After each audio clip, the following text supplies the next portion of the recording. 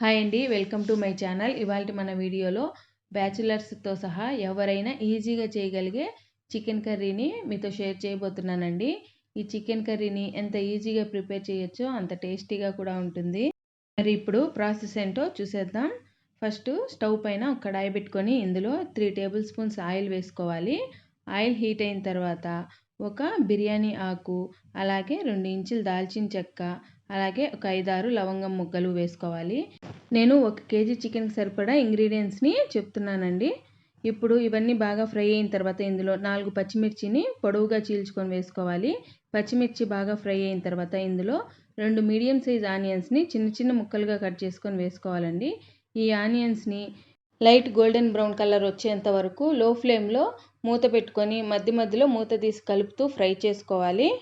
ఈ విధంగా onions light golden brown colour వచ్చిన తర్వాత ఇందులో కొద్దిగా కరివేపాకు కూడా వేసుకొని ఫ్రై చేసుకోవాలి. కరివేపాకు ఫ్రై అయిన తర్వాత ఇందులో 2 టేబుల్ స్పూన్ల అల్లం వెల్లుల్లి పేస్ట్ వేసుకొని అల్లం వెల్లుల్లి పేస్ట్ పచ్చివాసన పోయేంత వరకు ఫ్రై చేసుకోవాలండి. అల్లం వెల్లుల్లి పేస్ట్ బాగా ఫ్రై అయిన తర్వాత ఇందులో 2 మీడియం సైజ్ టమోటాలని ఈ విధంగా స్లైసెస్గా కట్ చేసుకొని వేసుకోవాలి. టమాటాలని కూడా మూత పెట్టుకొని మెత్తగా మగ్గేంత వరకు మధ్యలో మూత తీసి కలుపుతూ టమాటాలు గుజ్జుగా వచ్చేంత వరకు బాగా ఉడికించుకోవాలి. టమాటోలు ఈ విధంగా బాగా ఉడికిన తర్వాత ఇందులో శుభ్రంగా కడిగి పెట్టుకున్న 1 కేజీ చికెన్ని వేసుకోవాలండి. చికెన్ వేసుకున్న తర్వాత ఇందులో 1/2 టీ స్పూన్ పసుపు, అలాగే ఘాటుకు సరిపడా కారం, టేస్ట్కి సరిపడా సాల్ట్, అలాగే కారం ఎక్కువగా ఇష్టపడే వాళ్ళు 1 టీ స్పూన్ పెప్పర్ పౌడర్ని కూడా వేసుకోవాలండి.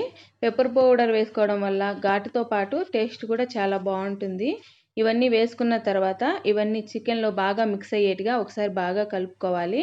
ఈ విధంగా బాగా కలుపుకున్న తర్వాత మూత పెట్టి మీడియం ఫ్లేమ్లో చికెన్ని ఒక 10 నిమిషాల పాటు ఉడికించుకోవాలి. 10 నిమిషాల తర్వాత మూత తీసి బాగా కలిపి సాల్ట్, కారం సరిపోయిందా లేదా చెక్ చేసుకొని ఒకవేళ ఏదైనా తక్కువైతే ఇప్పుడే అడ్జస్ట్ చేసుకొని మరొకసారి బాగా కలిపి మూత పెట్టి మరొక 5 నిమిషాల పాటు చికెన్ని బాగా ఉడికించుకోవాలి.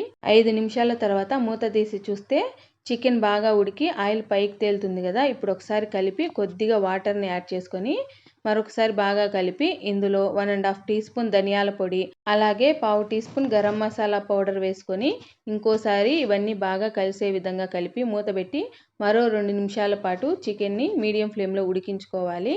2 నిమిషాల తర్వాత మూత తీసి శుభ్రంగా కడిగి పెట్టుకున్న కొత్తిమీరని చిన్న చిన్న ముక్కలుగా కట్ చేసి పైన చల్లుకోవాలి. అంతే అండి, టేస్టీ ఎమ్మీ చికెన్ కర్రీ చాలా ఈజీగా రెడీ అయిపోయింది కదా. ఈ కర్రీ చాలా అంటే చాలా టేస్టీగా ఉంటుంది. రైస్లోకి, బిర్యానీలోకి, పూరీలోకి, దోశలోకి, దేనిలోకైనా చాలా టేస్టీగా ఉంటుంది. ఒక్కసారి ఈ కర్రీని టేస్ట్ చేసినట్లయితే ప్రతిసారి ఇదే కావాలని అడుగుతారు.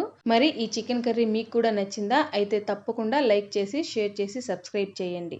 Thank you for watching.